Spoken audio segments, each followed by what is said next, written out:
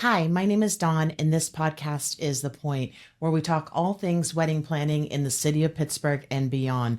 If you're newly engaged, a year into planning, or you're 30 days away from saying I do, this podcast is for you. Hi, everyone. This is Dawn with Pittsburgh Brides, and everyone is aware that the economy is so challenging right now. And because I'm in the wedding space, I can see places where people can save money on their wedding. I've been in the business for more than 30 years in the hospitality in the event space. And I started Pittsburgh Brides 10 years ago to help brides find the goods and services that they need and help them with questions and problems. And so here we are. We're in a really bad economy. And there's something that just stands out to me. And I noticed it just recently at a wedding that we did. And it's this topic of gratuity. And the idea that a gratuity on a vendor's invoice needs to be 20%. And I'm going to respectfully disagree with that 20%. I think 20% is appropriate if you're in a restaurant, the service is great, everything's good, your meal's on time, it's hot, it's fresh, it's the right salad dressing. But when you're checking out and you're leaving that gratuity for the waitress, do you also leave a gratuity for the business owner and the manager? I don't think so. I think that you do that if they do something extraordinary for you.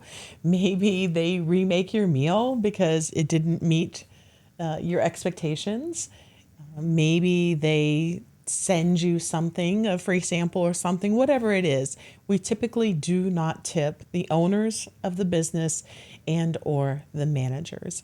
And the wedding industry specifically has evolved to this just generic 20% gratuity. And in some cases, it's included in the invoice. And that's the first thing I want you to check. I want you to look at your invoices from your catering, your bar, and your venue and see if the production fee, admin fee, anything like that does include gratuity for the staff. And if it does, ask them how much. A lot of production fees in the city of Pittsburgh are between 21 and 24%. And those fees typically cover things like credit card fees, logistics, back of the house, linens, labor, all of those things.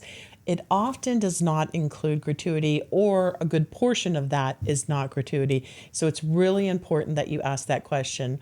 But once you get past that, and you start thinking about gratuity, and I just wrote a blog post on this, and it's on our website at pittsburghbrides.com.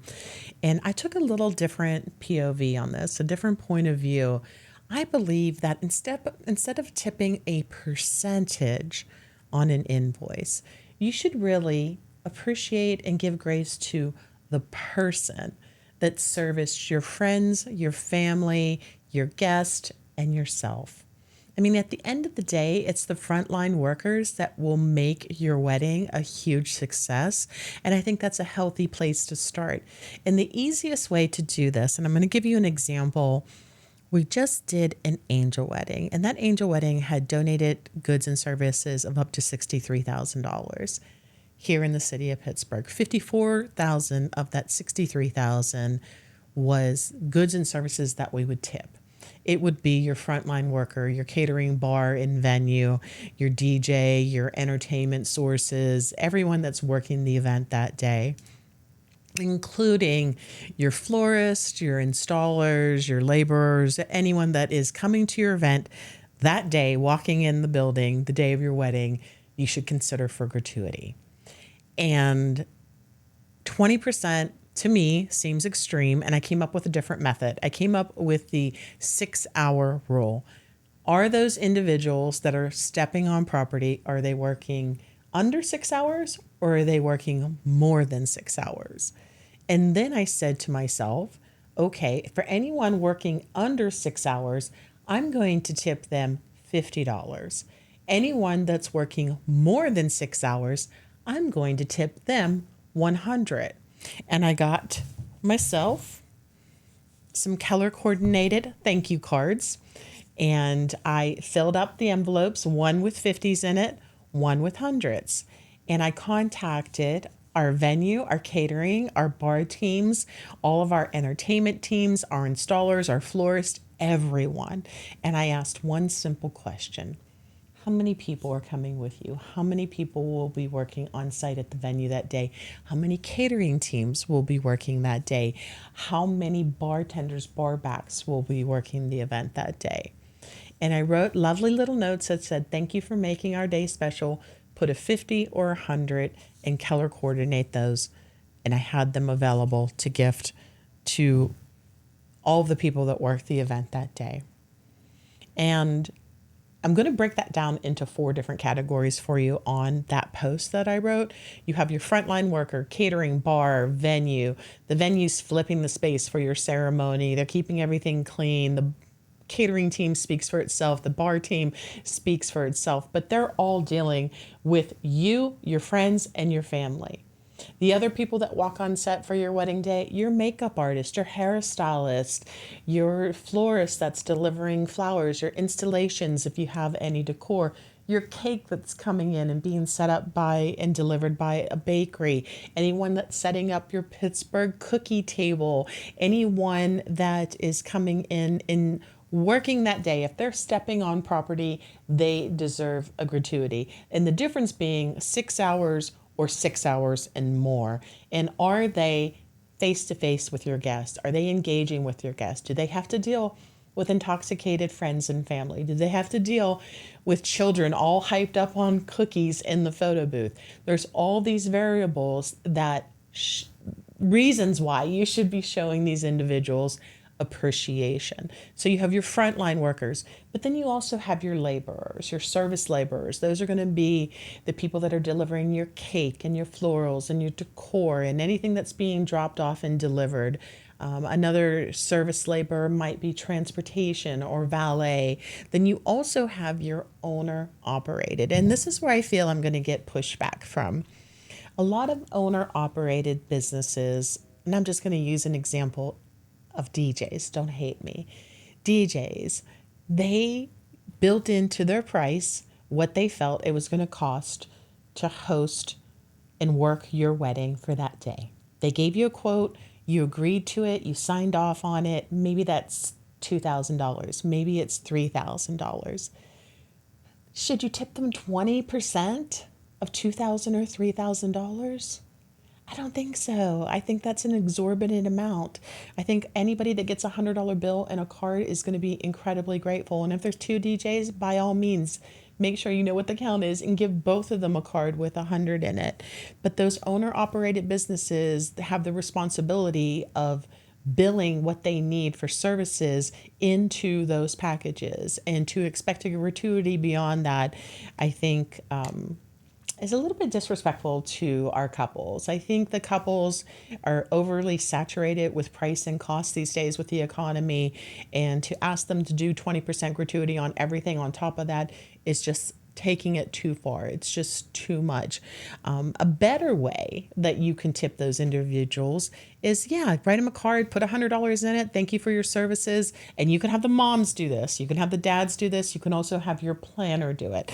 And you do not need to know everyone's name. You can just put photo booth or DJ or bar or whatever on the cover of the envelopes.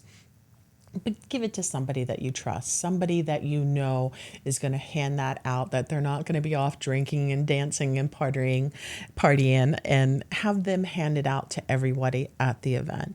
But circling back to this wedding that we just did, total for services of anyone that would get gratuity that day was $54,000. We had a $63,000 total cost on the wedding, but $53,000 of that were goods and services that likely we would tip.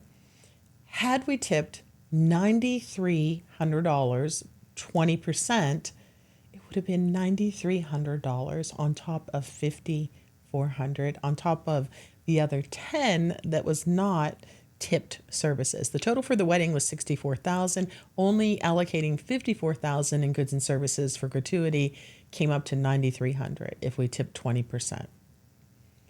When we went back and we gave 100 to every individual working the floor that day, including the venue team that's moving all the tables and prepping the room, catering, bar, DJs, entertainment, photo booth, florist, baker, everybody that worked that day, We ended up only tipping out $3,500 total. That's a $6,000 swing from the 20%. I'm going to say that again. That's a $6,000 swing. What could you do with $6,000? How would that look for your honeymoon?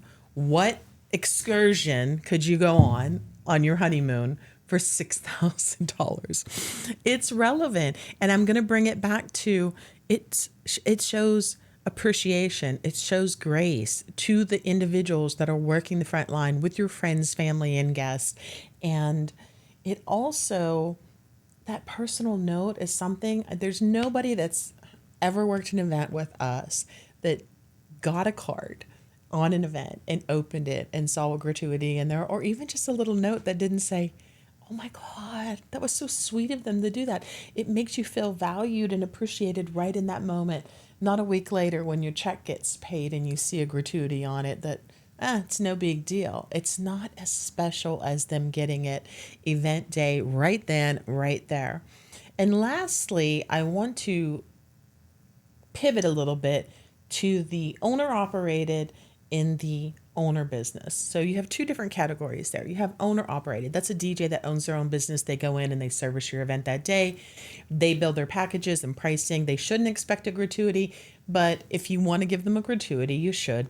And then you have the operator. Maybe it's a DJ service or a photo booth service like ours, where we send in other individuals to work the event. And giving them a gratuity, absolutely. I am the biggest advocate of that. People ask all the time, "Dawn, like, how do we give you a gratuity?" I'm like, give it to my staff. They're the frontline workers. Again, they're dealing with the kids that are all hyped up on sugar that can't get enough of the photo booth, or they're dealing with intoxicated people, again, that are all hyped up that can't get enough of the photo booth. Either way, it is a win because the staff feels appreciated. They get an envelope with a little gratuity in it. It makes them feel special. And on more than one occasion, I've had someone come up and give me an envelope and I've said, "No, thank you." And I've handed it back because, again, I build my price into my packages.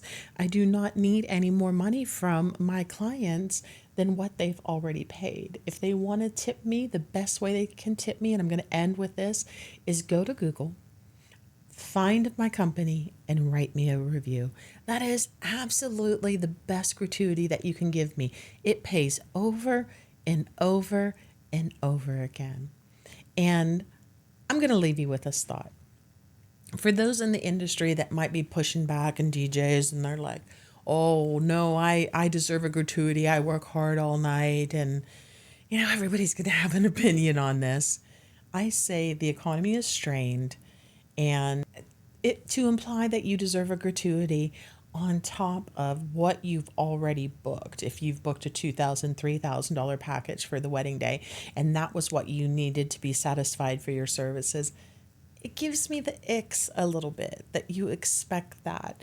And especially since we're in such a strained economy, and especially since couples are having to decide whether they want a wedding or not. A lot of couples these days, they're going to the courthouse to get married, they're eloping, they're doing other things because the cost of weddings have just become unaffordable.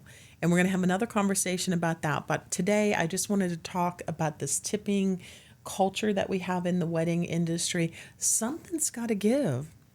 Respect the person, gratify and give a gratuity and grace to the person. Stop tipping an invoice total. It's not the same as when you walk into a restaurant and you've been serviced by a team member there who's been on their feet all day. This is somebody that has built into their prices the cost of the goods sold. They have product, they have supplies, they have insurances and vehicles and all those things that are built in that have got that invoice to where it's going to be. And again, I'm going to circle back to that wedding. If we had tipped 20% of $54,000 would have been in change, it would have been $9,300 that we would have tipped. And by doing it and tipping everyone either 100 or 50, we dropped it to $3,500. That's a $6,000 swing. That's so huge. And I think it's just a matter of perspective. Will this take a little bit of time on your part? Absolutely. It's not as easy as just adding 20% to a check, is it? But this is something that you can assign to a mom, a bridesmaid, a dad to do. You can have somebody who has good handwriting write the note in there for you. Thank you for making our day special. One color is 100, one color is a 50. And if 50 and 100 is too much for you, do 20 and 40, do 40 and 60, whatever you feel works for you, but still use the method of it's under 6 hours that they're working, or it's more than 6 hours that they're working.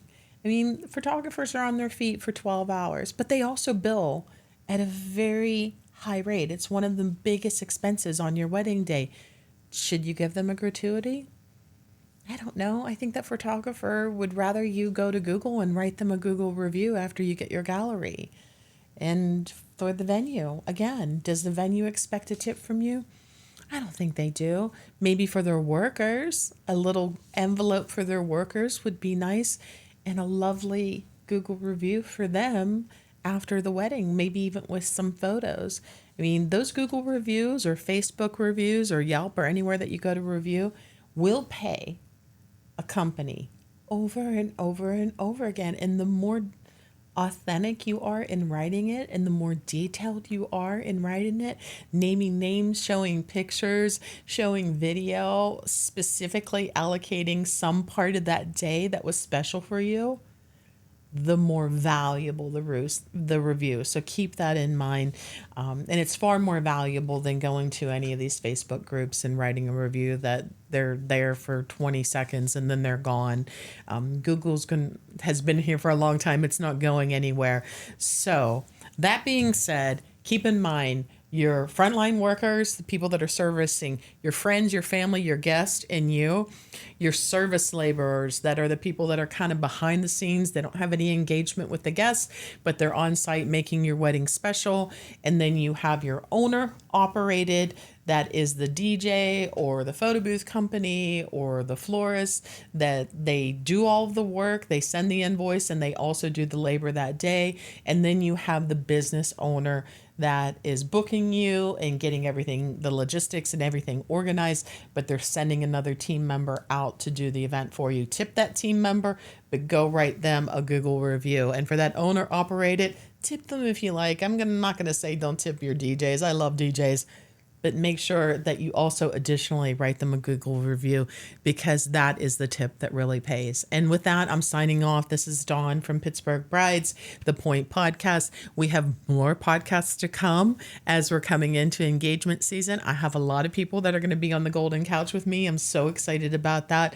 And I thank you. I thank you, community, for your love and support. If you learned from this video and you think it's going to save you some money on your wedding day, make sure to give me a thumbs up. Like, subscribe, follow below, all of the above, and I'll see you here from 1PPG for our next video very soon. If you could only see the view of the city right now, it's absolutely stunning. I might pan the camera around just so you can see. Bye, everyone.